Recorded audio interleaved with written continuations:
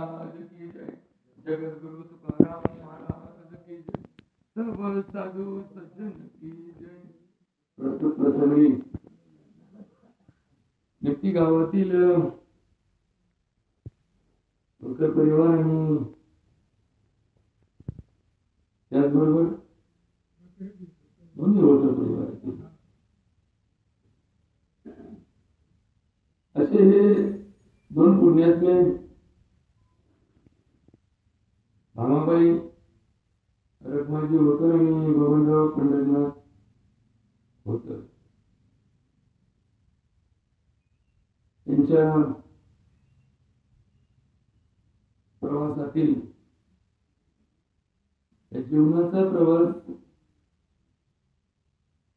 संपूर्ण परलोकाच्या प्रवासाला शुभेच्छा देण्यासाठी जमलेले सर्व सज्जन माता बंधू आणि भगिनींनो, आपल्या सर्वांना आमचा प्रणाम. आजच्या प्रवचनासाठी निवडलेला विषय भगवद्गीतेमध्ये पिढ्यानपिढ्या चालत आलेल्या मानव जातीच्या या धर्म परंपरेला एका पिढीकडून दुसऱ्या पिढीकडे हे ज्ञान, हे वागणं, हे जगणं शिकवलं जात.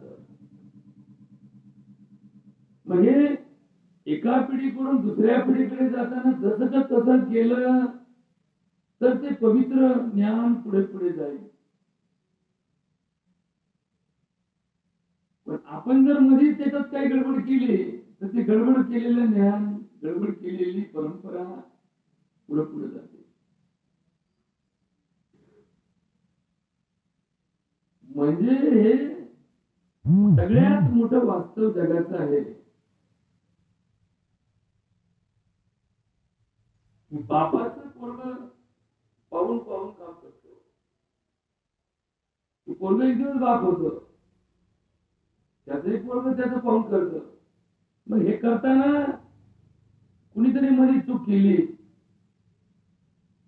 तर ती चूक तशीच पुढे कायम राहते. म्हणून भगवद्गीतेमध्ये भगवान कृष्णाचे एका ठिकाणी वागण्याच्या पद्धती कशा असाव्यात याबद्दल एक सुंदर चिंतन सांगतात. यत् यत् आचरति श्रेष्ठ तत् तत् एव इतर जनाः.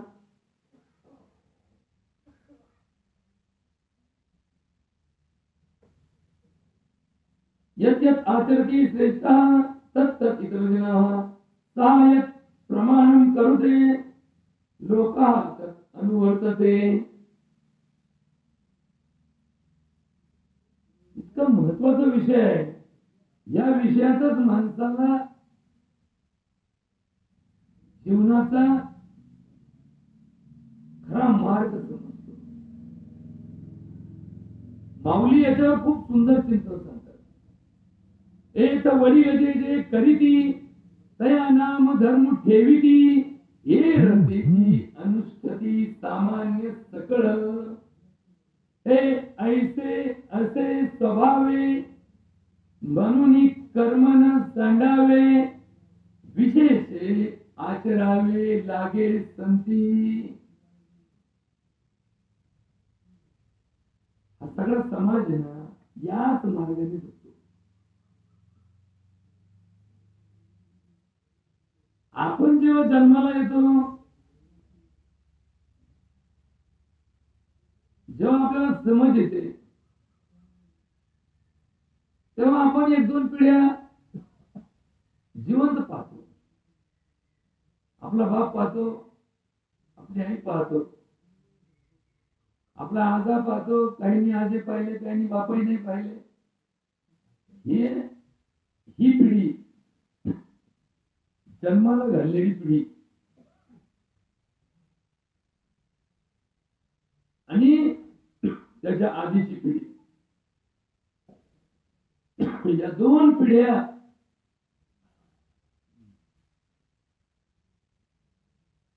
या दोन 2 पिढ्या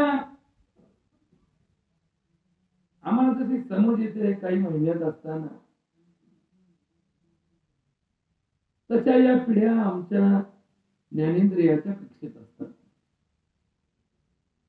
आता आमचा पंजा आम्ही पाहिलाच नाही, आम्हाला काय माहिती तो कसा वागला, कसा बोलला, कसा राहिला, यांनी काय केलं हे आम्हाला काहीच माहिती. आम्हाला तुमचं सांगत आमचा बाप म्हणतो, अरे तुझ्या आजाने उठला होता, तुझ्या आजीने एवढं कमावलं, तुझ्या आजीने एवढं केलं, तुझ्या आजाला असा त्रास झाला, तुझ्या आजा त्रास झाला. आपण तिथं ऐकायचं म्हणायचा आमच्या आजाला त्रास झाला. आणि मग कुणी विचारलं भाऊ तुला तू कधी पाहिलं? पाहिलं नाही. बाप सांगत होता आप्तवाक्यम प्रमाण. म्हणजे हे जे ज्ञान आहे ना जगातलं, याच्यातलं काही टक्के ज्ञान फक्त शिक्षण व्यवस्थेमध्ये मिळतं. काही टक्के म्हणजे काय, आपल्या जीवनाला आवश्यक असणाऱ्या ज्ञानातलं जास्तीत जास्त लय अभ्यास केला, लय चांगले तुम्ही शिकले शाळा, 10% ज्ञान तुम्हाला जगण्याचं शाळेत मिळतं. पण 90% ज्ञान तुमच्या कुटुंबात, तुमच्या गावात, तुमच्या गल्लीत, तुमच्या परिवारात, तुमच्या परिसरात तुम्हाला घ्यावं लागतं. दुर्दैवाने याचं ज्ञान घेण्याला या शाळेच्या फॅडमुळं लोकांना वाटतं शाळेत शिकलो म्हणजे सगळं शिकलो, इथंच घोटाळा झाला. म्हणून तर म्हणायला काय सांगतो आपण, शिकले तितके भोगले. का भोगले? कारण जे ज्ञान जिवायला पाहिजे, जगायला जी गरज आहे, हे शाळेत शिकवलं जात नाही. हे कुठे शिकतो? आईच्या पोटात असल्यापासून. आई दिवस गेल्यापासून शाळेत जाऊन बसती का? माझ्या पोटातल्या पोराला शिकवा, मग मला ते ऐकायला आलं की माझं पोरग शिकल. 4 वर्षाचं होतं तर बालवाडीच घेत नाही, मग 4 वर्षाचं होतं तर पोरग लय कुठं नाही करून ठेवलं. म्हणले हा पोरग लय आमचं उडान कुठं, आमचं पोरग लय चॅप्टर आहे. किती वर्षाचं? 3 वर्षाचं पोरग लय चॅप्टर आहे. ही चॅप्टर की शिकवली कोणी? बापाने. म्हणजे काय झालं, नीट लक्षात घ्या. धोरण कुठं पाहिजे, चुकला कुठं, याच्यावर धोरणात बोला. समाज हा आपलाच आहे, याला कसं चालवायचं हे आपल्याच हातात आहे. या परमार्थिक व्यासपीठावर ही व्यासाची गादी आहे ना, इथं माणसाला ते ज्ञान मिळणं गरजेचं आहे की जे माणसाच्या जीवनाला एक परिवर्तन करेल, सुधारणा करेल. पुढच्या पिढीचा धोका मागच्या पिढीपासून असतो. म्हणजे तुमच्या पंजानी चुका केल्या म्हणून तुमच्या नातवाला फेडावं लागणं दुर्मिळ. दुर्मिळ म्हणजे फार दुर्मिळ, फार लय मोठा विषय. पण तुमच्या हातून घडणारी छोटी चूक सुद्धा तुमच्या पोराच्या अंगी पडण्याची शक्यता आहे. जर तुम्ही त्या चुकीचं समर्थन केलं तर तुमच्या मुलांना तुम्हाला एखाद्या गोष्टीचा उपदेश करण्याचा, एखाद्या गोष्टीच्या सल्ल्या देण्याचा, एखाद्या ठिकाणी मार्ग दाखवण्याचा अधिकार तेव्हाच प्राप्त होतो ज्या वेळेस तुम्हाला त्या गोष्टीचं पावित्र्य स्वतः राखता आलं. नाही तर बापच तंबाखू खातून पोराला म्हणतो हे तंबाखू खाल्लो. आता तू किती जरी सांगायला लागला तर पोराच्या डोक्यात प्रकाश पडेल का? तू नाही अरे बापच खातो, परत मला सांगतो. याच्यातून काय होणार आहे, ते पोरग हळूहळू चालू करणार आहे.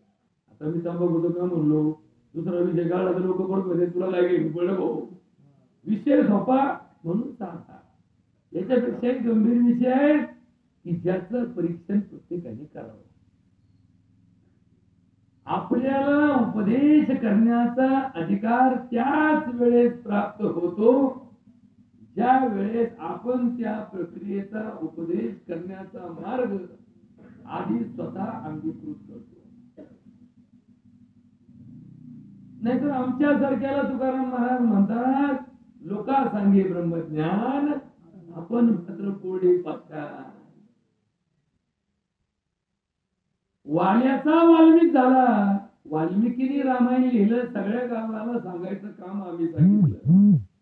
पण वाल्याचे वाल्मिक झाले तसे आमचे वाली अजून तसेच राहिले. आमचे वाल्मिक व्हायचे कधी? आम्ही सुधारायचो कधी? आम्ही बदलायचो कधी? आम्ही परिवर्तन करायचो कधी? याचं चिंतन महत्वाचं आहे. आणि म्हणून या धर्मामध्ये सांगितलेली परंपरा आमच्या आयुष्यामध्ये आम्हाला या अभंगातून, या ओवीतून, या श्लोकातून समजून घ्यायची. हे तर वडील जे जे करीती त्या नाम धर्म देविती ये रतीची अनुष्ठती सामान्य सकळ. वडीलधारी मंडळी, वडील म्हणजे वडील नाही, वडील म्हणजे बाप नाही. वडील या शब्दामध्ये जे जे आपल्यापेक्षा वडील आहे. आता वडील दोन प्रकारे असतात. वडील वयाने मोठे असतात, असे एक प्रकारे वडील.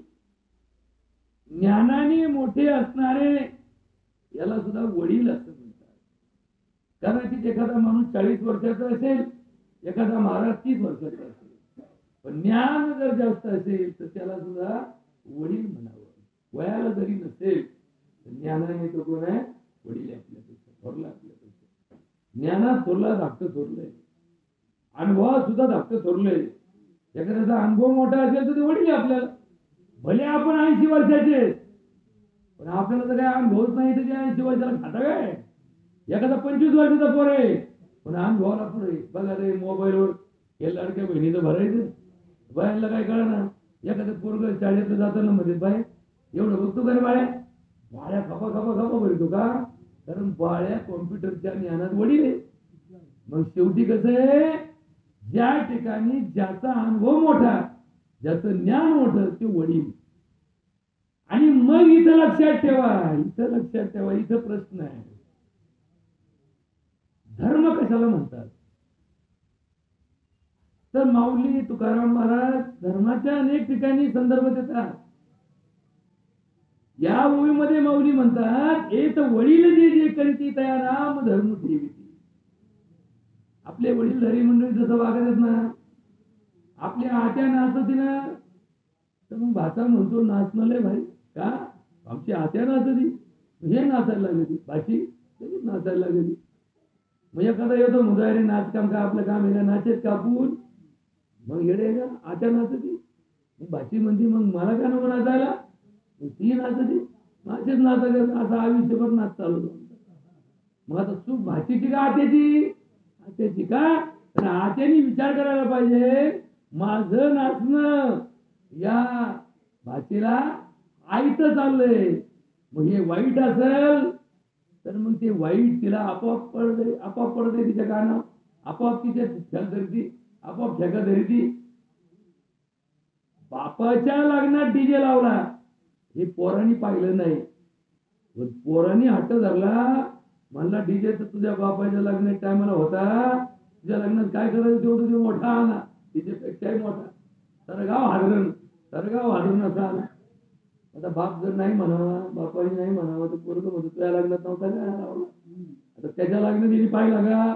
नाही, पण लावला याच्या कानावर पडला, यांनी लगेच दुसरा आळायचा प्रयत्न केला. जर यांनी लावलाच नसतं तर पोराला सांगता आलं असतं नव्हतं का? अरे माझ्या लग्नात सनई होती, माझ्या लग्नात पिपाणी होती, माझ्या लग्नात बँड होता, आपण तसा अनवर का बाळ्याची ताकद आहे का परत उलटून बोलायची? नाही. आता आपण सुधरा मग लोकांना सुधारायचा प्रयत्न करा. आमच्या पिढीला हे समजलंच नाही. आमच्या पिढीने एकच केलं, पोरग सुधारायसाठी 50,000 रुपये भरून बालवाडीत घातलं. लय मोठी शाळा आहे. आमच्या बालवाडीच्या ऍडमिशनला 50,000 घेतले. बरोबर बाकी काय का विषय सांगतात जेवणाच्या संदर्भात आहे. फक्त कुठं नको तिथं आपण बसतो, खडकाला पाणी घाले, प्यायला का पारताना पाणी सोडायचं का पारतानाला, आणि म्हणले पाणी भरून आलो. अरे पण पिअरला इकडं असं का? मला काय माहिती, मला वाटलं दोन्ही फार टाकलेलं आहे, मी आपल्या दिलं सोडून पाणी मोघाम. असं मोघाम खर्च करून जीवन सुधारणार नाही. खर्च जीवनाला खर्चच लागत नाही, आपण विनाकारण खर्च करतो. अनेक ठिकाणी लग्नाला हळद घातली, गरज होती का? नाही. लग्नाला जास्तीत जास्त 50,000, 1,00,000, 2,00,000, 2,00,000 रुपयात लग्न इतकं भारी होईल. पण आपल्याला लेखंड आपण 10,00,000 घालून बसलो. तुम्हाला वाटतं का 10,00,000 घातल्याचा फायदा होईल? नक्कीच नाही होणार. त्यातले जे 8,00,000 आपण विनाकारण खर्च केले त्याचा पुढच्या पिढीवरती संस्कारात परिणाम होईल. पुढची पिढी उधळपट्टीला मोकळी होईल आणि पोऱ्या लग्न झालं तर लगेच उधळायला लागेल. ते म्हणून मग तुला तर वाले माझा आता आणि मग आता हे कोणी निस्तारायचं. म्हणजे त्याचं लग्नही बापान निस्तारलं आणि त्याच्या पोरा बाळांचाही बापन निस्तरतो का? कारण घालून ठेवले ना, आधी सवय लावून ठेवली ना. काट कसर ही पुढच्या पिढीला मागच्या पिढीपासून येते. जर आईचा स्वयंपाकघरातले डबे पोरीनी पाहिले तर आई मिठाचा पार खालचा खरड सुद्धा खरडून काढी मग टाकी. पोरगी सुद्धा कधी कुठली गोष्ट वाया घालणार नाही. आणि पोरीने जर पाहिलं घरात 4 माणसं रोज संध्याकाळी 4-4 माणसाचं फेकून दिली आई, पोरगी माजलेलं कधी सुधारणार नाही. ज्याच्या घरी गेली ना, ज्याच्या घरी गेली लग्न करून, तिला आईची सवय फेकून द्यायची. सासू लागली बोंबलायला. सासू म्हणायला लागली, अरे हे काय आणलं तुझ्या आईने शिकवलं का तुला? आमच्याकडे रातची भाकर उरली तर सकाळी तुकडे करून खातो आम्ही. या पोह्यापेक्षा भारी, या पोह्याचा तरी कुणी तयार केला माहित नाही. रातच्या भाकरीचा पुट्टा सकाळी करून खाल्ला ना, त्याची का नाश्ता भारी नाही. मग ती लग्न झालेली पोरगी नवऱ्याला सांगते, काय बाया तुमच्या घरातले लोक हे अगं हे शेळ खातात का कुठं? आमचा डॉक्टर मला शेळ खात नका जाऊ, पोट खराब होतं. कोणता येडा डॉक्टर असा भेटला तुला? कोणता येडा डॉक्टर भेटला? अरे जी भाकर मुरलेली आहे ती कधीच बाधत नाही. जी भाकर मुरलेली आहे ती बाधत नाही. तव्यावरची भाकर ताजी खाल्ली ना तर ती भाकर कधीच दुकानी पोटात फिरत नाही. लक्षात ठेवा. नीट धर्म लक्षात ठेवा. धर्म फार मोठी परंपरा आहे दादा. नव्याची पुनव दरवर्षी येते. नव्याची पुनव का येते? नवीन धान्य घरात येतं. नवीन धान्य घरात येतं म्हणून नव्याची पुनव घरात येते. पण प्रत्येक दिवस नवीन धान्याचा वापर करायचा नसतो म्हणून नव्याच्या पुनवाला नवीन धान्याच्या घुगऱ्या करून खायची पद्धत होती. नवीन धान्य आलं की तिच्या घुगऱ्या करायच्या, नव्याच्या पुनवाला निवद दाखवायचा आणि त्या दिवशी खायचा. पण या नव्याच्या पुनवापासून पुढच्या नव्याच्या पुनवापर्यंत बघा बरं का बारीक आहे का, गेल्या वर्षीचं धान्य की जे 1 वर्ष जुनं झाले, जुना तांदूळ, जुना गहू, जुनी ज्वारी 1 वर्ष जुनी झाली की तिला यंदा काढायचं. नव्याच्या पुनवापासून चालू करायची तर पुढच्या नव्याच्या पुनवापर्यंत ती खायची आणि पुढच्या नव्याच्या पुनवाला परत घोड्या करायच्या आणि मग यंदा झालेली सालसंधी पुढच्या वर्षी चालू करायची. आणि जर झालीच नाही तर, यंदा जर पिकलंच नाही तर, यंदा ज्वारी झालीच नाही तर, यंदा गहू झालेच नाही तर, नाही झाले तर लोक 3 वर्ष पुरण एवढ्या कन्या भरून ठेवायची. त्याला काही यश नव्हतं लागलं. तेव्हा काय बाजार नव्हते का? होते. बाजार तर 50 नाही 500 वर्षापासून बाजार चालू आहे. पण लोक धान्य बाजारात नेत नव्हते. 3 वर्ष पुरण एवढी संधी आपल्या घरी ठेवायची. आपल्याला आता सालसंधीची सवय नाही राहिली. आपण काय करतो, तिकून तिकडे बाजारात नेतो आणि बाजारातून आणतो आणि घरी खातो. आता यालाच कळालं याचं पीक कोण झालं, वावर कोणतं होतं. ज्याला त्याला ज्याच्या त्याच्या जीवनाचा मार्ग धर्माने सांगितला. सोपं उदाहरण आहे, लापशी चाले सीजन चालू असतो ना, लापशी 12 महिने लापशी भात सांबार. लोकांना वाटतं सोपं आहे. ही लापशी पहिले एवढी अप्रूप का होती? कारण लापशीचा भाडा जोडगा भरता, चपातीची चपातीचा गहू सोन्यामुखी बरोबर का, बक्षी गहू पुरणपोळ्याला बरोबर का. आता यो भरडा कोणत्या गावाचा आहे हे कोणालाच माहित नाही. फक्त घराचा भरडा गावाचा आहे एवढं जरी कळालं तर आणा भरडा. मग त्या भरड्याचा गहू किडका आहे का चांगला आहे तुम्ही भरडा पाहून सांगू शकता का? नाही. एखाद्याने बाजारातून आटा आणला, आट्याचा पुडा आणला टाटाचा. आता टाटानी का शेती केली नाही, टाटानी का गहू पाहिला नाही, पण टाटानी मात्र आट्याचा धंदा चालू केला. टाटाचा आटा, टाटा का नमक. आता टाटानी गाव मीठ आणले, टाटाला गाव काढले, पण धंदा पैसा लावला की धंदा चालू होतो. पण सगळ्याच गोष्टी पैशात जमत नाही. हे ज्याला समजलं त्याला धर्म समजला. एक तर परमेश्वराच्या नादी लागा, नाही तर पैशाच्या नादी लागा. बरोबर का? दोन गोष्टी लक्षात ठेवा. पैसा आणि परमेश्वर संगत कधी भेटत नाही. पुण्य आणि पैसा. एखादा माणूस म्हणतो मी पुण्य कमवतो आणि पैसा कमवतो. येडे. एक तर तू पैसा कमवू शकतो, नाही तर पुण्य कमवू शकतो. असं कोणतं जगात कामच नाही की ज्या कामात पुण्य आणि पैसा संगत मिळतो. जिथं पुण्य मिळतं तिथं पैसा मिळत नाही, आणि जिथं पैसा मिळतो तिथं पुण्य लागत नाही. साधं सांगतो. जरी महाराज 2 तास पुण्याच्या गप्पा मारल्या आणि इथं मिळालेला पैसा घरी जाऊन संसाराला लावला तर त्याला पुण्य लागत नाही. पैसा मिळतो पण पुण्य नाही. त्याला पुण्य जर कमवायचं असेल तर त्यांनी एकच काम करावं. इथं जे मिळालं ते परत कुठेतरी सार्वजनिक पुण्याच्या कामाला वापरावा. कुठे देवळाला वापरावा, कुठे सप्त्याला वापरावा, कुठे आश्रमाला वापरावा, कुठे पोरांच्या शिक्षणाला वापरावा. कोणाच्या? दुसऱ्याच्या, आपल्या नाही. नाहीतर मग बायकोला सांगायचं, बायको म्हणजे लुगडं कधी आणसान, थांबा ते नेपतीला जाव आहे, त्याची बिदागरी भेटली तर तुझं लुगडं आणते. म्हणजे अशा वयाला तुमच्या सवय गेलेल्या वयाचे पैसे कमवायचे आणि आपल्या वया लुगडे आणायचे. असा धंदा जर खोलला भाऊ तर पैसा मिळेल पण पुण्य नाही. परोपकाराय पुण्याय पापाय परपीडनम. म्हणजे दुसऱ्याचं लुबाडायचं आणि पुण्यात जमा करायचं. असं कोणतं पुण्य जगात कमवलं? जगाचा रीतीचा व्यवहार फक्त कोण शिकवतं? धर्म शिकवतो. धर्माने 3 गोष्टी सांगितल्या. नीतिमत्ता कमवण्यासाठी ठेवा, रीत खर्च करायला वापरा, रीत कुठं वापरा? खर्च करायला वापरा, आणि प्रेम दान करायला द्या. प्रेम कशाने? प्रेमात दान करा. नीतीने कमवा, रीतीने खर्च करा. पैसा लय झाला म्हणून रीत सोडून खर्च करू नका. त्याचे दुष्परिणाम भोगावेच लागणारे. लय पैसा झाला, नीतीने कमवा म्हणजे लय होणार नाही, रीतीने खर्च करा म्हणजे लय लागणार नाही. बरोबर का? आणि प्रीतीने दान करा. प्रीतीने दान करा म्हणजे काय? प्रेमाने आपलं, समजा तुमच्याकडे एखाद्या ठिकाणी आपण म्हणलो की मी 100 रुपये भांडवल गुंतवलं आणि मला 200 रुपये मिळाले. बरोबर का? बारीक अभ्यास, धर्मशास्त्राचा अभ्यास अत्यंत बारीक आहे. इतका सखोल अभ्यास आहे की एका उत्पन्नाचे 5 तुकडे करा. किती तुकडे करा? 5 तुकडे करा. म्हणजे कसं? समजा तुम्हाला 125 रुपये भेटले तर 25 रुपये आजच्या कामाला वापरा,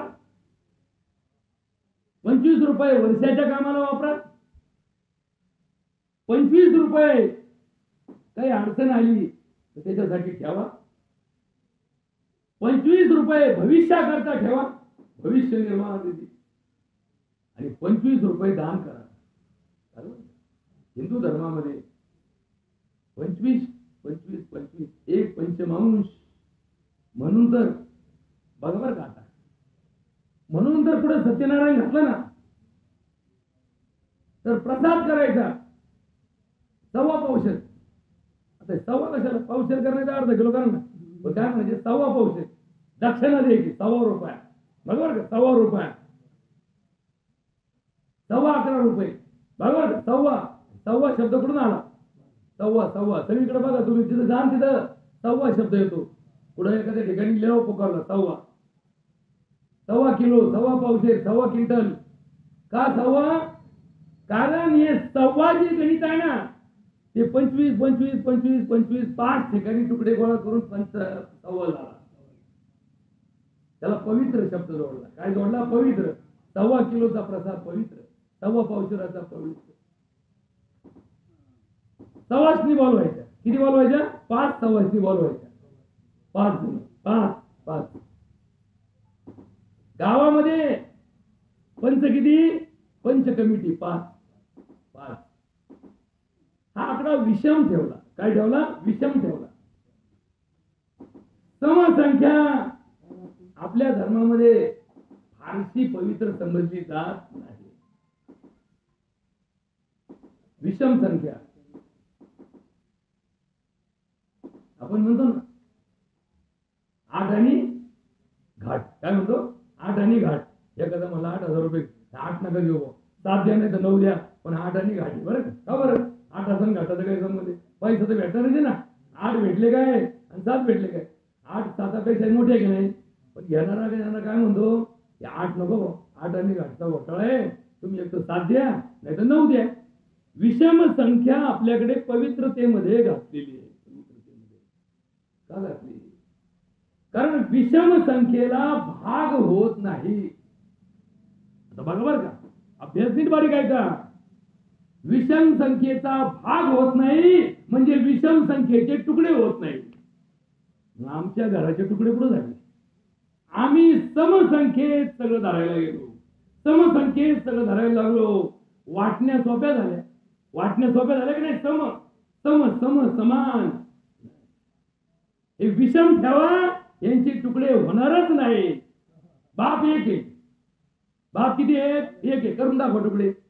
होणार नाही. आई किती आहे? एक आहे. तुकडे होणारच नाही. 2 भाऊ आहेत, समसंख्या आहे, तुकडे झाले ना? कपात तुकडे झाले. तुम्ही म्हणाल 3 असले तरी तुकडे करून दाखवतो. करता येत नाही, तुम्हाला लिहून देतो. 3 ची वाटणी करून दाखवा. तुमचा लगेच घोटाळा होईल. 3 ची वाटणी केली ना, एकाला कच्च द्या, त्याला म्हणा थोडं कच्च आहे ना वावर, तुला थोडं जास्त देतो. दुसऱ्याला म्हणा तुला लय फ्रंट लाईन हायवेला आहे तुझं, तू थोडं कमी घे. तिसरा म्हणा मग मला काय लटकीचं काय? बरोबर का? मग ते अक्कल बंद पडली कोणाची? हे आले ना 5 जण कारभारी, गावातले कारभारी आले, म्हणजे आम्ही तुला वाटून देतो. ते म्हणजे आईला घोटाळा राव म्हणले. 2 असते तर बरोबर दाखवलं असतं. 3 पोरांच्या वाटण्या होत नाही. मग थांबली वाटणी, म्हणजे राहा एकत्र जाऊन दे म्हणून दे, म्हणजे करा असं. बघा बरं का? म्हणजे आपला धर्म माणसाला एक ठेवण्यासाठी अखंड प्रयत्न करतो. पण आमचा घोटाळा असा, एकच बाप आम्हाला दोघा, पण जिवंतपणे आमचे तुकडे करून ठेवले. आम्ही वाटण्या करून घेतल्या. बापाला मरायची वाट पाहिना. बापा जिवंत असताना पोरांना वायली देऊन ठेवलं. तुम्हाला वाटतं का असे बापले चुकी झाले? या प्रॉपर्टी, या पैशापायी माणसाची माणसासारखे वागायला तयार नाही. यांनी माणसं जास्त वर्ष जगतात का? नाही.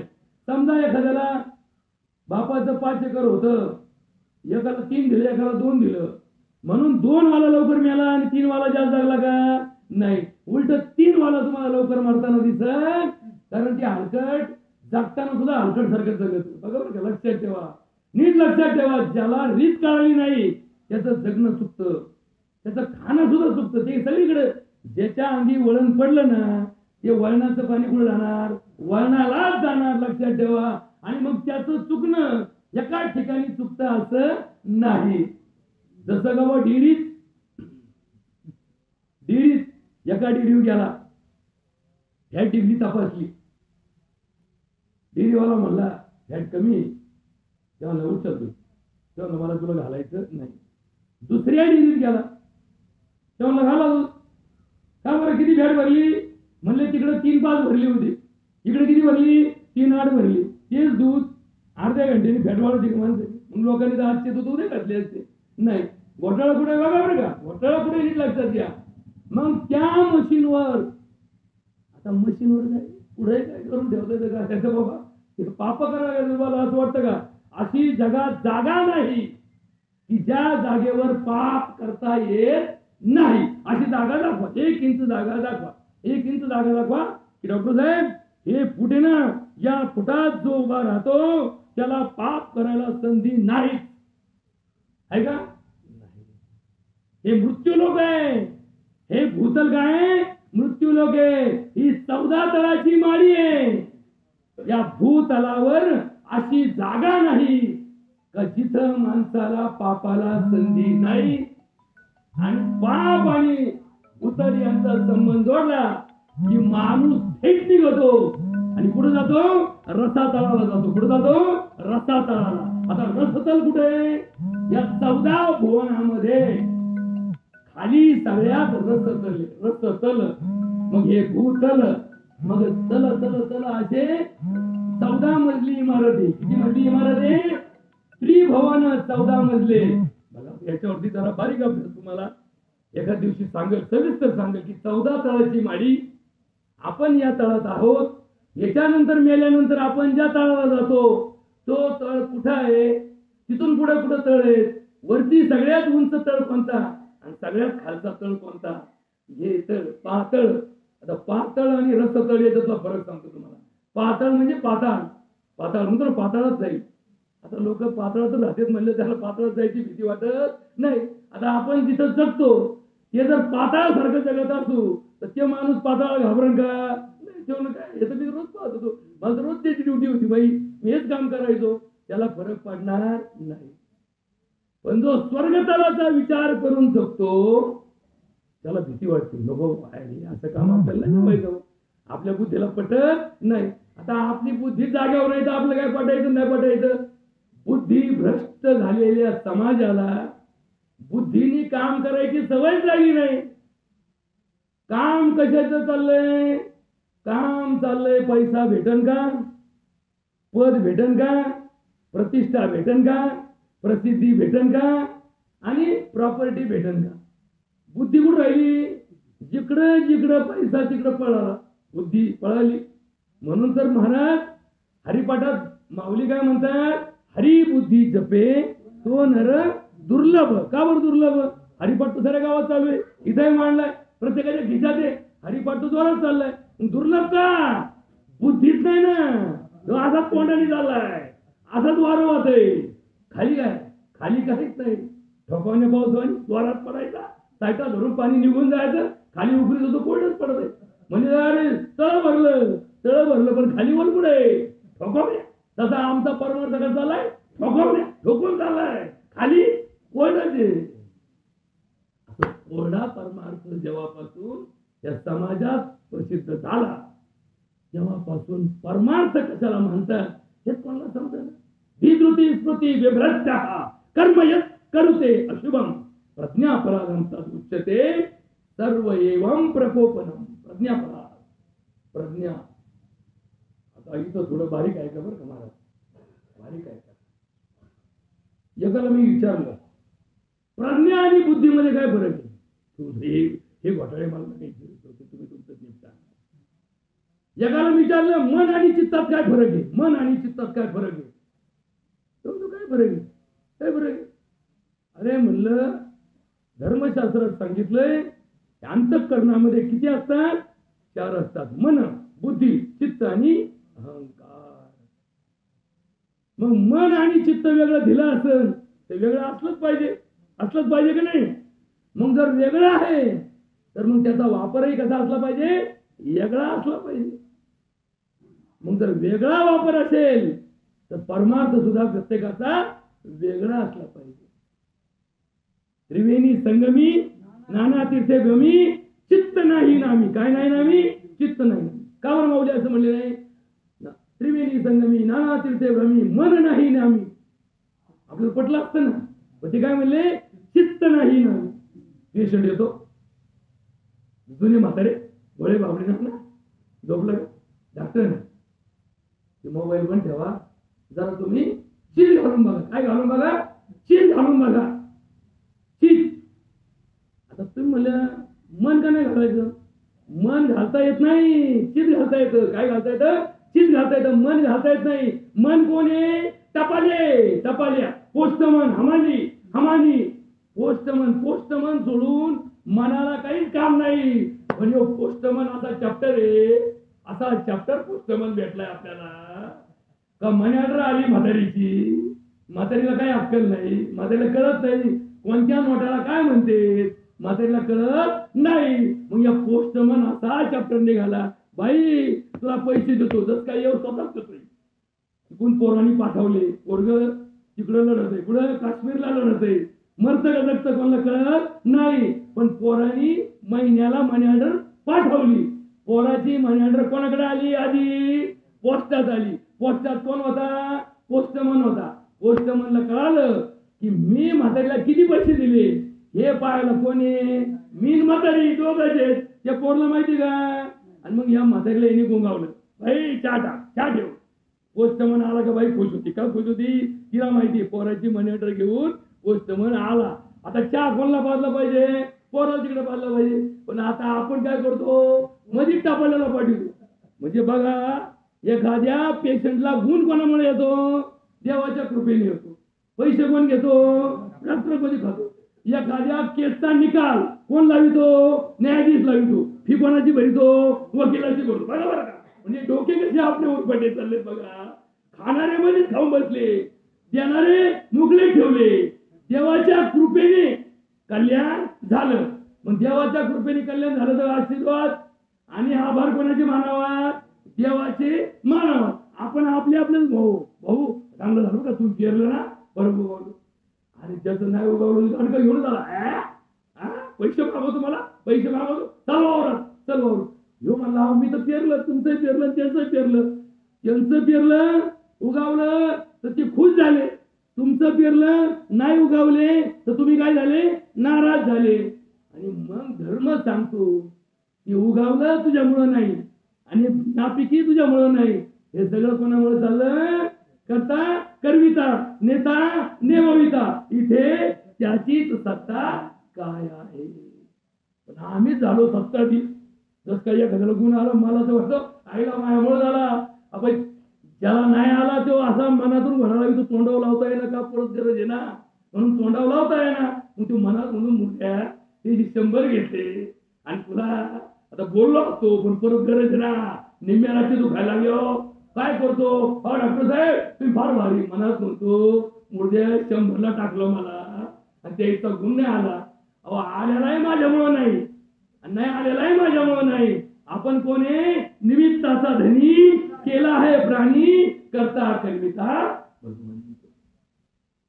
एखाद्या शाळेत नाना मास्तर चोरी, एखादं पोरग हुशारच असतं. तर काही काही वाचले हुशार पोरं आहेत, त्यांना मास्तरची गरज नाही. असे लय पोरं आहेत ज्यांना मास्तरची गरज नाही. ते पोरग बोर्डात 99% मार्क पाडून पहिला आलं. मास्तरनी पदर पैशानी ब्लॅकबोर्ड छापला, आमची शाळा किती भारी, आमच्या शाळेचं पोरग पहिला आलं. आणि मग त्याच्या खाली मास्तरच खर्च करतो. आमच्या सर्व शिक्षकांचे हार्दिक हार्दिक अभिनंदन.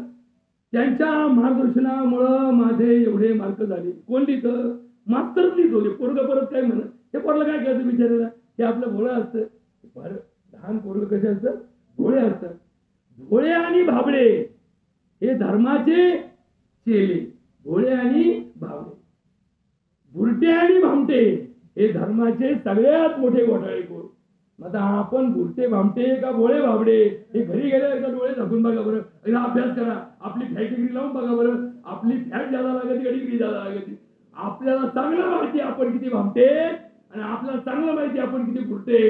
फक्त बोलेगा तो चव जालेगा. मग आपण काय करतो? गप बोलतो. हा हुशार, सत्कार, डॉक्टर गंदे, आदर्श. काय आदर्श घेतात? भामट्याचा आदर्श घेतात. तुमच्या आयुष्यात जोपर्यंत तुम्ही स्वतःला भामटा समजित नाही तोपर्यंत परमार्थ करता येतच नाही.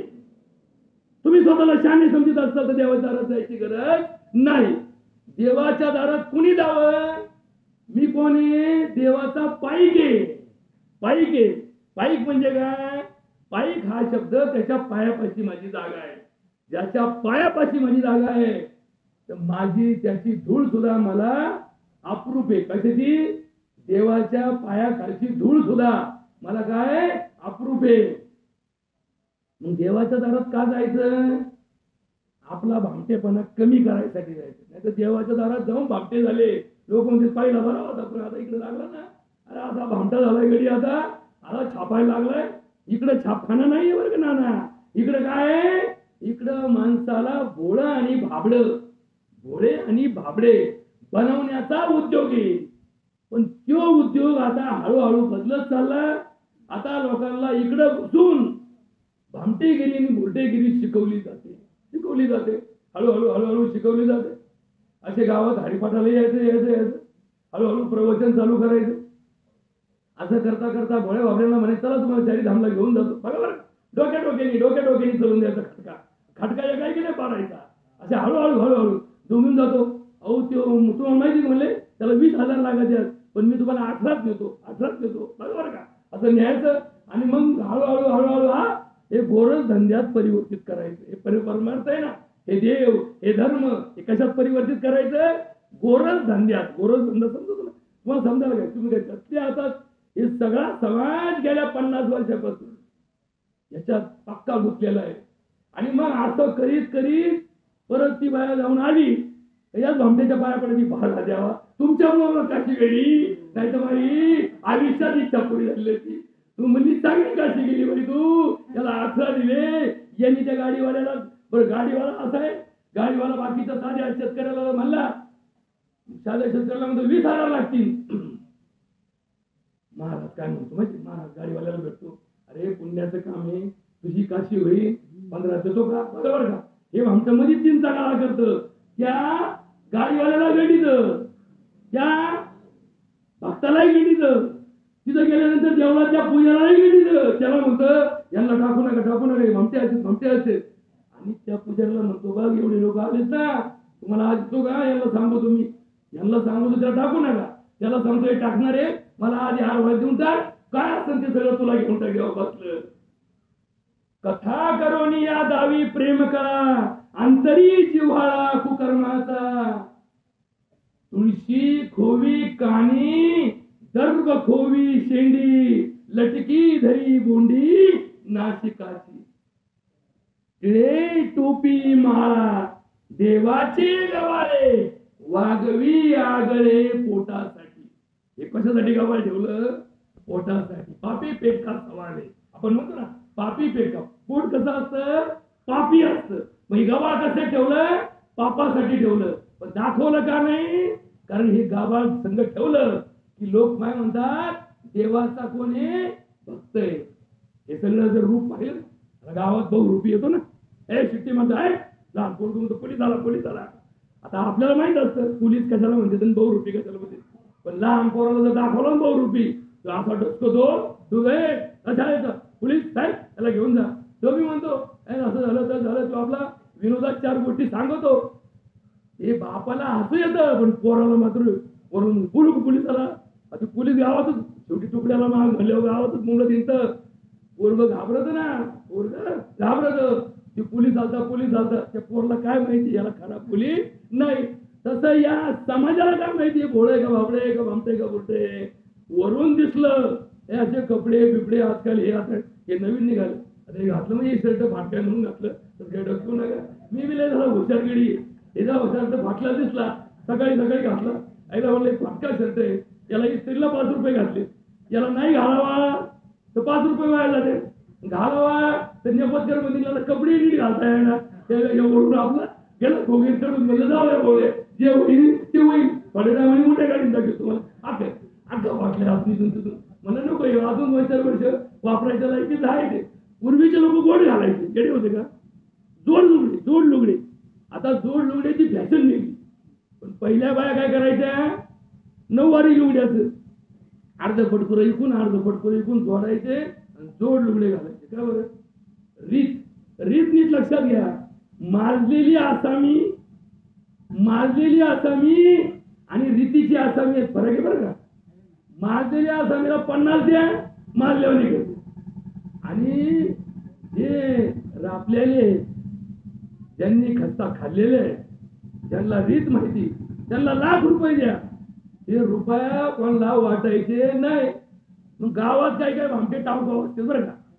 कोणाच्या जमिनीला इकायला काढली हे त्यांना बरोबर कळत असतं.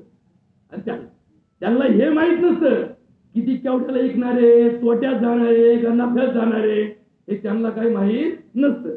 त्यांना फक्त एवढंच माहित असतं की याला गवाळ भेटणारे, गवाळ याला भेटणार आहे ते लगेच चला चहा पाहिजे तो. त्यांच्या डोक्यात किती प्रकार आहे हे या भोळ्या बाबड्याला माहीत नसतं. आईला बोलतो चहा पाहिजे तो का, परत चहा पाहिजे, एकदा पाहिजे तो, दोनदा पाहिजे तो. हळूहळू काय करतो त्याला मिंद करून ठेवतो. मिंद कसं करायचं हे आमच्या डोक्यात बरोबर असतं. कसं मिंद करायचं, कोणाला कसं मिंद करायचं, तसं बघा कोणाचं बोलू नये. हे आमचं जे वरून खालपर्यंत चाललंय ना हे मिंदा करून ठेवायचं. मिंद केलं ते ऑटोमॅटिक लोक नाही ना नको ना आलता राव माझ्या डाव्याला, आलता माझ्या डाव्यातून फोडतो, बाकी पुढे घुसळत नाही व नकोशी ना हाताने डोक्याला व्हायचा. म्हणजे काय करतो आपण याच्यातले 25% लोक कशासाठी आले, मिंद करून ठेवायसाठी आले. म्हणजे माझ्या बापाच्या डाव्याला 10,000 लोक गोळा व्हावा हे माझं काय स्वप्न. हे स्वप्न पूर्ण करण्यासाठी मला काय करावं लागेल, ते 50 लोकांना मिंद करून ठेवावं लागेल का नाही. 2 मार्ग, एक तो उपकार करून, एक तो उपकार करून, नाही तर पॉलिसी करून. उपकार लोक कमी करतात, पॉलिसी ज्यादा करतात. बरोबर, पॉलिसी आपण म्हणतो ही फक्त पॉलिसी आहे, ही फक्त पॉलिसी आहे. उपकार असा नसतो. उपकार कसा असतो, उपकाराचं ओझं कधी नसतं. उपकार इतका हलका असतो की त्याचं ओझं कधीही कोणावरती लादू नये. आता याच्यावरती खूप अभंग आहे, पण आता वेळ छोटा, समाज मोठा, त्याच्यामुळे इकडे तिकडे फरफटत बसण्यापेक्षा आपली जिथं तास धरून जावा.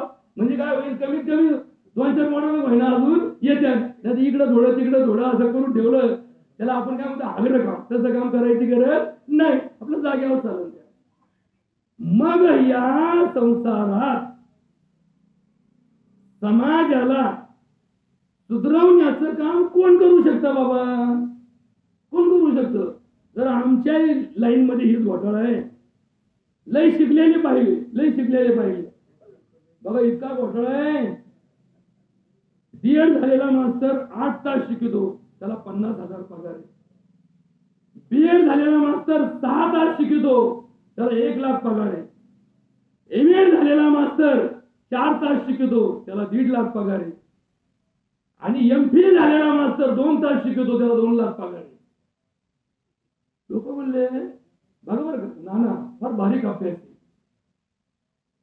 ज्यांनी कुणी ही स्कीम काढली त्या शिक्षण खात्यातल्या सचिवाला मी भेटलो. म्हणलं हे काय राव, हे 2 घंटे आज बोलतो, 22 घंटे मोकळा सोडतो तरी याला पगार 2 लाख.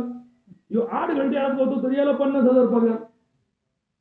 मग त्यांना काय उत्तर देता येणार. मग मी म्हणलं जुनं रेकॉर्ड काढा, ज्यांनी कुणी ही स्कीम चालू केली त्याचं रेकॉर्ड जुनं काढा. रेकॉर्डवर काही नाही हो. मग मला नाना कधी कधी आयुष्यात एखादी गोष्ट नशिबात असेल तर कशी मिळते बघा. एक 100 वर्षाचा मास्तर भेटला, 101 वर्षाचं त्याचं वय झालं, म्हणून त्यांनी माझं प्रवचन ठेवलं. त्याच्या पोरांनी सांगितलं बा तो चांगला भोगवतो, याचं जर ठेवा, याचं ठेवायला कोणाला तरी बोलवायचं ना भोगायला, याला बोलवा, हा चांगला बोलवतो. मग बोलवलं, कुठं श्रीगोंद्याला बोलवलं. आता माझ्या डोक्यात एकच आहे, ह्यो मास्तर 101 वर्षाचा आहे, याचा अर्थ याचं ज्ञान जुनं आहे, याला नक्कीच काहीतरी माहित असेल. मी आपलं ते प्रवचन झालं, प्रवचन केलं. प्रवचन झाल्यानंतर मी म्हणलं आता इथं आपण थोडं थांबू. मग सगळ्या लोकांनी त्या गुंजीला हार घालू घालू घालू जाम करून टाकला. एक तर म्हातारा सांगलेलं लाटलाट कापायचं, तरी पण त्याच्यावर हार घालू. आपण जे असे ना अशा गोष्टी का करतो आम्हाला कळत नाही. त्याचं इतका तकलीफ झाली, त्याला तेव्हा दम लागला. मी म्हणलं हे बोलत करा. हळूच म्हणलं हार दोघांनाच घालायचा. हार कोणाला घालायचा, दोघांनाच घालायचा. एक तर देवाला घालायचा, नाही तर मड्याला घालायचा. दोघांना होत वळत नाही. पण आम्ही नेमकी इथं बसतो, लोक आमच्या देवात घालते. नेमका प्रश्न पडतो की हा देव आहे का मडे. बऱ्याच टायमाला दाव्याचे कार्यक्रम छापित, एकीकडे महाराजाचा फोटो छापी द्या, एकीकडे दाव्याच्या माणसाचा फोटो छापी द्या. लोकांना हेच कळत नाही दोघांचा दावा कोणाचा आहे. तेव्हापासून मी ना, तेव्हापासून कुणी मागितला फोटो तर मी मस्त पगडी बिगडी घालून तर फोटो देतो फोटो. लोकांना कळावा महाराज, नाही तर लोक म्हणजे फोटो मला त्याच्याकडे चौथाला घेतो आम्ही, येतो घ्यायला काय आलं काही. बघा प्रसिद्धीचा मोह काय आम्हाला कळलं नाही. एखाद्या पंढरीच्या वारीला रस्त्याने मोठे मोठे बोर्ड, बरं का, मोठे बोर्ड, 20x50चा बोर्ड, सर्व विठ्ठल भक्तांचे हार्दिक स्वागत. त्या बोर्डवरती विठ्ठलाचा फोटो 2 फुटाचा आणि बोर्ड छापणाऱ्याचा 20 फुटाचा. मी म्हणलं विठ्ठल मोठा का तू मोठा. ते म्हणले विठ्ठलच मोठा असं, पण माझा जर फोटो बारीक छापला तो लोकांना दिसायचंच नाही. मी नजरात जाई का, लोकांच्या डोक्यात काय आहे, विठ्ठल आहे. मग मोठा विठ्ठल छापला तर लोक काय करतील, विठ्ठल पाहतील, पुढे जातील. कुणी छापला त्याचा खर्च काय होईल म्हणले, वाया जाईल. काय होईल, वाया जाईल. म्हणून विठ्ठल छोटा छापायचा आणि आपला फोटो मोठा छापायचा. तुमच्या बापाने जे कशा छापले तुम्हाला म्हणले का लोक वाटणी का असे बोर्ड छापा, काय फरक पडत नाही. तुम्ही बोर्ड छापा, तुम्ही पैसे वाटा, नाही तुम्ही काही करा, लोक तुमच्या दसपट हुशार, काय दसपट हुशार आहे. लोकांच्या डोक्याचे खटके ते आता पक्के. आता लोक पहिल्यासारखे राहिले नाही. हे सुरुवातीच्या 47 पासून 50 तेव्हापर्यंत येण्यात काढलं. 50 पासून पुढे लोकांना काही समजत नव्हतं. तेवढ्यात यांनी झपटून घेतलं. झपटून घेता घेता घेता घेता घेता 3-4 पिढ्या झपाटलं. आता लोक साबूत झाले. लोकांना आता कळलंय. पण आता यांना बी लोकांची गरज राहिली नाही. तर यांच्या अजून 50 पिढ्या कधीच यांचं पुढं राज्याला पुढं आडत नाही. हे सगळं गणित या लोकतंत्रामध्ये धर्मशास्त्राला सोडून चाललं. म्हणून या समाजाचं सगळ्यात मोठं नुकसान, या धर्माचं सगळ्यात मोठं नुकसान मोगलाईत झालं नाही, इंग्रजांच्या काळात झालं नाही. एवढं मोठं नुकसान गेल्या 70 वर्षात या धर्माचं झालं. कोण म्हणतं, तुकडोजी महाराज एका अभंगामध्ये म्हणतात, कष्टासाठी कुणी मरो, प्रतिष्ठेसाठी आम्ही दुरो, लोभासाठी कुणासही स्मरो, ऐसेच झाले जनी. बघा, तुकडोजी महाराज आमच्यासाठी छोटा संत असेल, पण त्याचा विचार या देशासाठी किती मोठा होता. बघा, तुकडोजी महाराज एका ठिकाणी म्हटले, अरे भारताचे 2 तुकडे झाले, 3 तुकडे झाले, भारत स्वतंत्र झाला, हा हिंदुस्थान तुकडे करून बसला, आणि तरी आपण म्हणतोय जन गण मन अधिनायक जय हे भारत भाग्य विधाता, पंजाब सिंध गुजरात मराठा द्राविड उच्चल वंग. किती मोठे घोटाळे बोलत आपण. अरे हे गीत ज्यांनी लिहिलं त्यांनी त्या इंग्रजांची राणी तिथं यायची होती आणि तिच्यासाठी लिहिलं की तू आमची भाग्य विधाती आहे, तुझ्यावरती तुझं सरकार आहे, तुझं राज्य आहे, तू आमची भाग्य विधाती आहे. असं कोण म्हटलं त्या गीतात त्या दिवशी जाहीर केलं. ती जेव्हा भारतात यायची होती, गेट ऑफ इंडिया मधून यायची होती, तेव्हा हे गीत लिहिलं गेलं. आणि त्या गीतात लिहिलं, हा देश, हा हिंदुस्थान पंजाब सिंध गुजरात मराठा यांचा आहे. सिंध प्रांत पाकिस्तानला गेला तरी आपण म्हणतो जनगण मन अधिनायक जय भारत. अरे सिंध कुठे आहे? सिंध पाकिस्तान मध्ये. 75% पंजाब पाकिस्तान मध्ये. तरी हे गीत आम्ही वापरतो का? आमच्या डोक्यात जागा नाहीये, आम्हाला कळतच नाहीये. अरे मग तुकडोजी महाराजांनी गीत लिहिलं, तन मन धन से सदा सुखी हो भारत देश हमारा, सभी धर्म अरु पंथ पक्ष को दिल से रहे पारा, विजयी हो विजयी हो विजयी हो भारत देश हमारा, निर्भय हो यह देश की माता वीरों को उपजाने, सद्गुणी हो यह देश की जनता जीवन सुख सजवाने, विजयी हो विजयी हो विजयी हो भारत देश हमारा, स्पृश्य हटे यह सारा देश कलंक मिटानो, सबके मन कर्तव्यशील हो धन उद्योग बढ़ाने, सबका हो विश्वास प्रभु कर अपनी शक्ति बढ़ाने. तुकडोजी महाराज राष्ट्रगीत लिहितात, स्पृश्य हटे यह सारा देश कलंक मिटाने, सबके मन हो कर्तव्यशील हो धन उद्योग बढ़ाने, कर्तव्यशील हो. इथे या देशात ऐक खाऊ आहे, ऐक खाऊ आहे. एखाद्या कंपनीत कामगार असेल तर तो तिथंच ना डॉक्टर साहेब आपल्याला काही सुपरवायझरची नोकरी बघा. सुपरवायझर म्हणजे कोण? हात बांधून उभा, हात बांधून उभा. दुसरा काय काम करतोय कामगार? तू काय करतो? मी फक्त बघत होतो काय काम करतो. या देशात सुपरवायझर जादा झाले आणि कामगार कमी झाले म्हणून या देशाचं वाटोळ झालं. बरोबर का? चीन मध्ये सुपरवायझरची पोस्ट भरली नाही. त्या देशाचा पंतप्रधान सुद्धा रोज 2 तास काम करतो. बघा, लक्षात ठेवा, माहित नसेल. जपान मोठा का झाला? जपान मध्ये पंतप्रधान प्रत्येक सरकारी कामाला सायकल वापरतो. तुम्हाला माहित नसेल. त्या गोष्टी तुम्ही कधी ऐकल्या नसतील. जपानचा पंतप्रधान सायकलवर चालतो. जपानमध्ये सगळ्यात जास्त सायकलचा वापर केला जातो. जपानचा माणूस 125 वर्ष जगतो. एवढं ठेंग जपानचं 125 वर्ष जगतं. आणि आपण खाऊ पिऊ आयुष करो. आपले बाप दादे 125 वर्ष जगले. आपला 40 गुडगुड चालू झाली गाडी आपली. का आले? धर्माचे पालन करणे, पाखंड खंडन हेच रमा करणे काम. आम्ही धर्म पाळत नाही, आम्ही पाखंडी झालो, म्हणून आमचं वाटोळ झालं.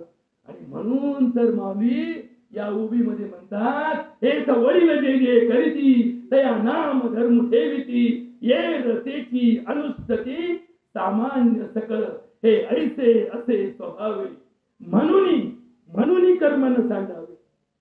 काम करण्याची गरज प्रत्येकालाच आहे असं नाही. या देशात अशी कित्येक लोक आहेत की 10 पिढ्या बसून खाते. किती पिढ्या? 10 पिढ्या बसून खाते. एवढा गरगंज म्हणतात. पण कर्म का करायचं?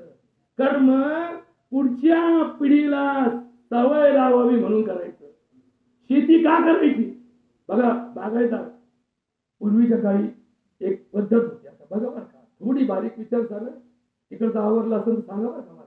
कारण कसं आहे, आपलं चालूच आहे, काय आज न उद्या राहिलेलं पुढच्या पिरियडला. आता पुढचा पिरियड काही मोठं गाव आहे त्याच्यामुळे गावाला गाव पिरियड येतोच आपला. त्याच्यामुळे काय हे पुढे गाव तरी आपण.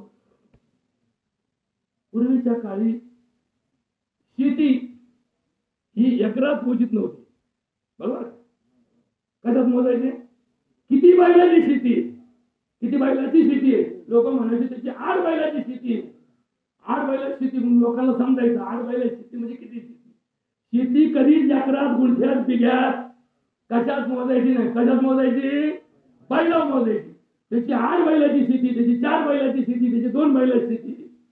बघा बरं का, म्हणजे का 8 बैल आदत 3 एवढं काम त्याच्याकडे आहे.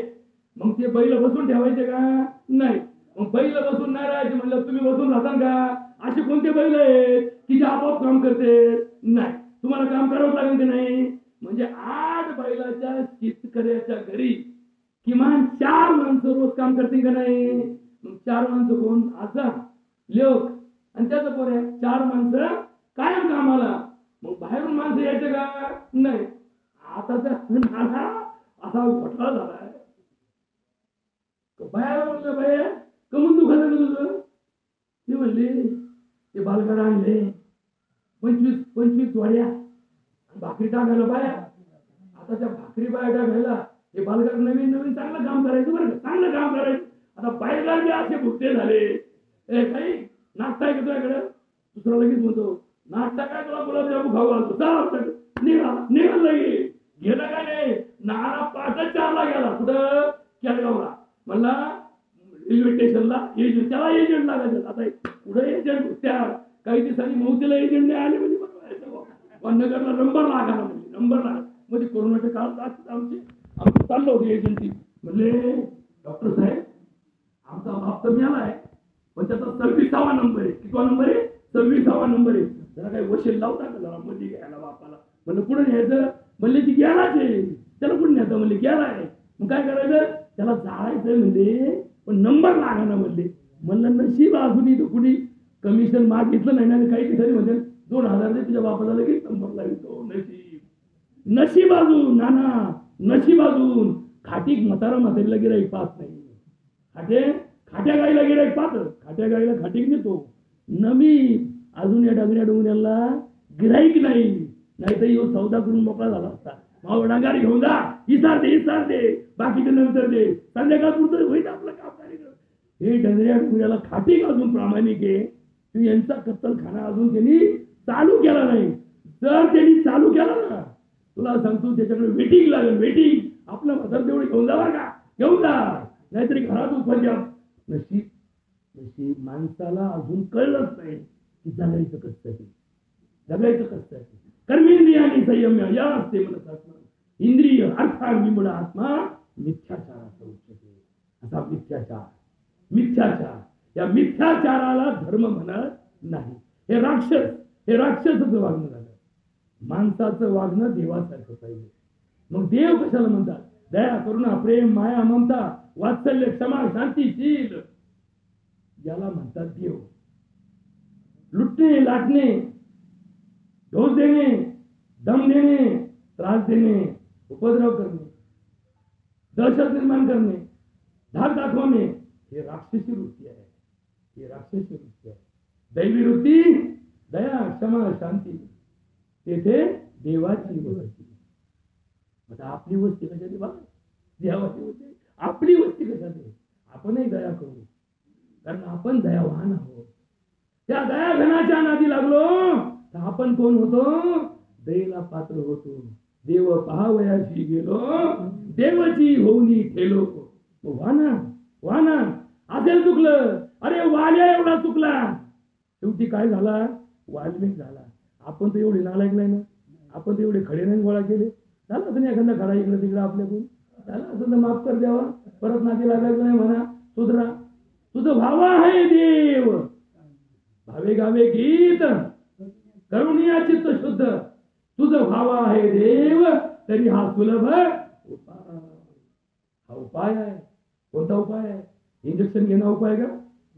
इंजेक्शननी जर पोट दुखत असं 4 तास राहीन 8 तास राहीन, पावर उतरला की पुन्हा चालू होईल. टेन्शन मध्ये जर टाकली तर 5 घंटे शांत राहील, 6 घंट्याने उतरली तर डबल टेन्शन येईल. त्याची उलाढी राहिली, त्याचं टेन्शन वेगळं आणि ओरिजिनल टेन्शन वेगळं, डबल होईल. म्हणून सगळ्यात सोपं काय? सुंदर नाम तुम्हारा प्रभो जो गावे मंगल होत सदा. मंगल नाम तुम्हारा प्रभो जो गावे मंगल होत सदा. अमंगल हारी कृपा तुम्हारी जो चाहत दिल को धोत सदा. तुम आद अनाद सुंदर हो और रूप तुम्हारा निरामय हो. टुकड्या कहे जो भजता तुमको नित पावत सुंदर निरामय हो. मी महाराज नाही, पण महाराजापेक्षा कमी नाही. लक्षात ठेवा, मी कधीच स्वतःला महाराज समजत नाही, कारण मी महाराज नाही. महाराज हा फार मोठा शब्द आहे. तुकाराम महाराज, तुकडोजी महाराज, आणि आम्ही आमचं शेपूड जोडीतो त्याला. जसं बा थोडं सांगतो बरं का. पूर्वी प्राथमिक शिक्षकाला मास्तर म्हणायचं. मास्तर म्हणजे इंग्लिश मध्ये मास्टर, मास्टर म्हणजे मास्तर. पण आता यांना मास्तर म्हणलं राहिलं, सर म्हणा, सर. बालवाडीचा शिक्षक असतो. हो आमचे सर आले, सर आले. अहो सर काय सरता? सर हा फार वाईट शब्द आहे. आता तुम्हाला सांगायचं तर उत्तर झालं तर सर हा शब्द इंग्रजीमध्ये आहे. आणि सर शब्दाचा अर्थ सर्वोच्च. सर्वोच्च सर शब्दाचा अर्थ सर सेनापती. सर सेनापती म्हणजे काय? सर्वोच्च सेनापती. मराठीमध्ये सर शब्द याची सर त्याला येणार नाही. आपण म्हणतो याची सर त्याला येणार नाही. सर सेनापती या सर शब्दामध्ये फार सर्वोच्चता नडलेली आहे. आणि आम्हाला स्वतःला सर्वोच्च समजायची सवय लागली. अरे एवढे मोठे तुकाराम महाराज, तुकाराम महाराजांसारखं ज्ञान कोणाकडे नाही. गाथेमधला प्रत्येक अभंग इतका तंतोतंत आहे की त्याच्यात व्याकरण दृष्ट्या चूक नाही, त्याचा संदर्भ चुकीचा नाही, त्याचा दृष्टांत चुकीचा नाही, आणि त्याच्यामधला दिलेला सिद्धांत सुद्धा चुकीचा नाही. तरी एवढा मोठा ज्ञान असणारा संत शिरोमणी, काय म्हणतो आपण त्याला? संत शिरोमणी आपल्या अभंगात काय म्हणतो? तुका म्हणे. काय म्हणतो? तुका म्हणे. असं म्हणले का? हरिभक्त परायण तुकाराम महाराज म्हणे. असं जर म्हणला असं एक एक ओळी त्याच्यात गेल्या असत्या. म्हणजे त्या 5870 अभंगात 5870 वया लोकांनी सोडून दिल्या, डिलीट करून टाकल्या. म्हणजे हे नका वाचू, हे नका वाचू. तुका म्हणे. तुका तरी जरा बरा शब्द आहे की नाही? किती अभंगात काय म्हणले? तुक्या, तुक्या म्हणे. तुकडोजी महाराज काय म्हणतात? तुकड्या म्हणे. काय म्हणतात? तुकड्या म्हणे, तुकड्या म्हणे. नामदेव महाराज काय म्हणतात? नामा म्हणे. माऊली काय म्हणतात? राम. काय म्हणतात? विठोबा रुक्मा. काय म्हणतात? रुक्मा देवीवर. म्हणजे ते स्वतःचं नाव कुठे घालत नाही. हा बाप रुक्मा देवीवर. हे काय होतं? महाराज नसल्यामुळे काय होतं? हे पाठांतराचं मला जरा सवय कमी, पाठांतर कमी. कारण आपलं मान्य करावं, जे पाठ असतं ते प्रत्येक टायमाला आठवण. कारण धंदा तर चालला. 4 बारे जर कीर्तन केलं तर दवाखान्यापेक्षा जादा कमी. पण हे लोक नीट करायची कुणी आपच नाही ना. पण लोक म्हणतात उतारा डॉक्टरला, उतारा मार झाला बाई, कुठं कमी पडले कुठं. आम्ही फक्त मॉडेल काम करतो. मला गरज नाही या गोष्टीची. तुम्हाला सगळ्यांना माहिती आहे की दवाखाना चालला तरच मला संध्याकाळी जेवण भेटणं असं नाही. परंतु मी जे करेल तसं जर इतरांनी केलं तर समाजाचा करोडो रुपयाचा व्यवहार वाचेल असं माझं स्वप्न आहे. पण आता ते स्वप्न साकार व्हायचं कधी? किमान किमान त्या चिमणीच्या पाण्यावानी तरी होईल ना. चिमणीच्या पाण्यावानी बाई एका ठिकाणी आग लागली म्हणले, लोक टँकर बोलवायला लागले आणि चिमणी आपली पाणी उचलायची टाकायची. येडे लोक म्हणले चिमणीला अक्कल आहे का म्हणजे एवढी मोठी आग आणि तिच्या पाण्याने इजन होय म्हणले. ती चिमणी म्हणली हो इजू नाही तर नाही इजू. पण जेव्हा याचा इतिहास लिहिला जाईल त्या टायमाला ही चिमणी आग इजवायला होती का लावायला होती याचा इतिहास नोंद होईल. ही चिमणी काहीतरी का होईना प्रयत्न करून आग इजवत होती.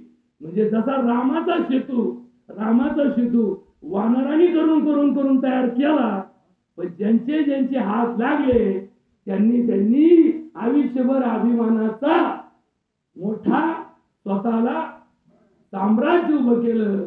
खर तर रामाचा सेतू दगडामुळे नाही झाला, रामाचा सेतू रामामुळे तरंगला बरोबर का?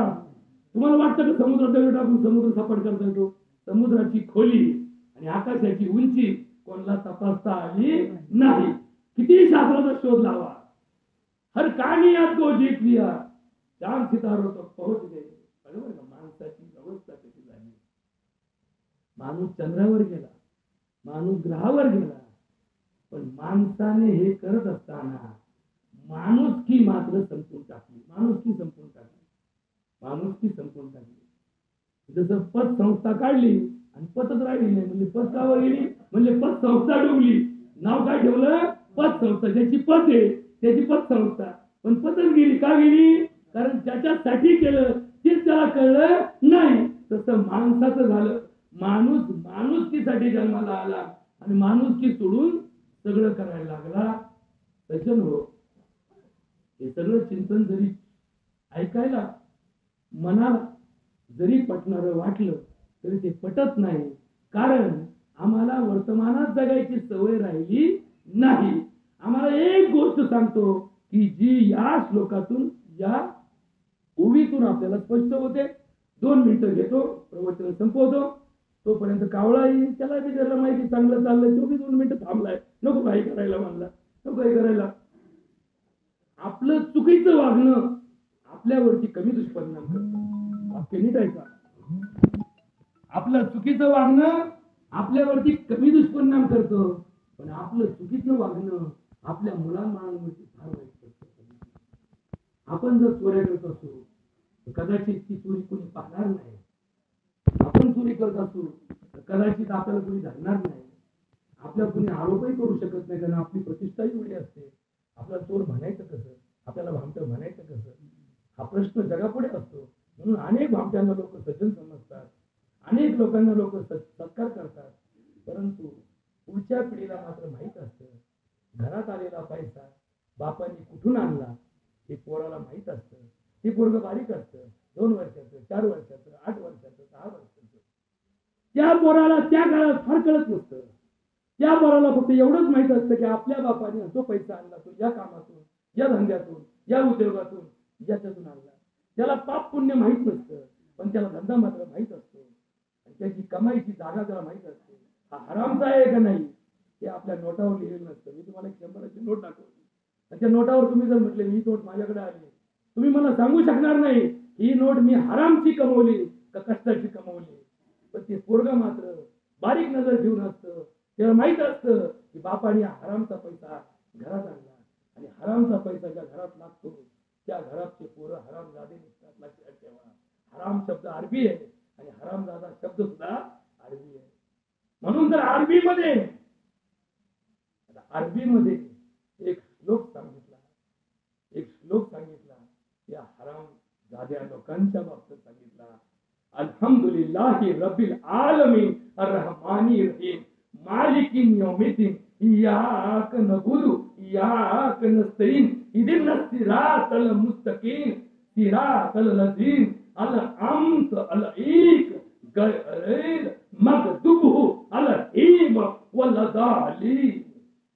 मुसलमान असेल तर काय तुम्हाला काय सांगतो म्हणजे हे काय बघा नीट ऐका. याचा अर्थ इतका साधा सोपा आहे की जो स्वतःला मालक समजतो तो मूर्ख असतो, जो देवाला मालक समजतो तो महान असतो. म्हणून आयुष्यात प्रत्येक जणांनी एक संकल्प करा, मालक देव आहे, मी त्याचा पाहिजे आहे. धन्याचा हा माल, मी तर हमाल भारवाही, मी हमाल आहे. आपण म्हणतो हमालाला बोलवा, तू कोण? हमाल आहे. आपण काय केलं? हमालकीच केली ना. बापाने कमावलं, आपण हमाली केली आणि पोरं ताब्यात दिलं. पोरं काय करणार आहे? हमाली करणार आहे, त्याच्या पोरं ताब्यात येणार आहे. अशी कोणती जागा आहे का की ती तुम्ही गेल्यानंतर संपणार आहे? एक मालक पाहुणे आले, त्यांना जमीन दाखवायला चाललो होता. म्हणलं या अमरधामपासून तर त्या अमरधामपर्यंत पठ्ठ्याची तिथं खाली त्याच्या आजाचं खडगं होतं. ते म्हणलं मी असाच म्हणायचो बघ, मग खडगे मला तुझं असं खडगं होईल कुठेतरी. पहिले तरी खडग्याला जागा सोडायची, आता खडग्याला पूर्ण आणते काना म्हणते. तेवढेच म्हणले पाहिजे अजून होईल, म्हणले अजून होईल.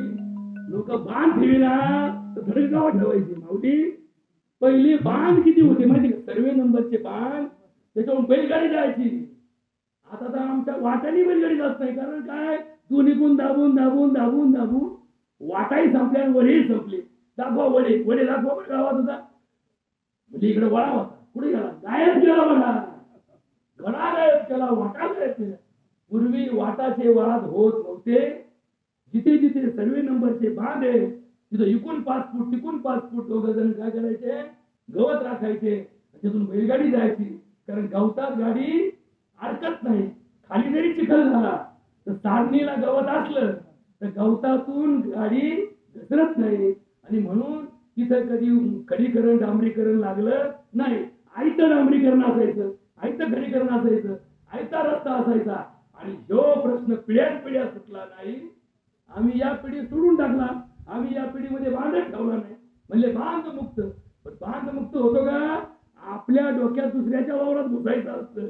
म्हणून आपण कोरीत चालवतो.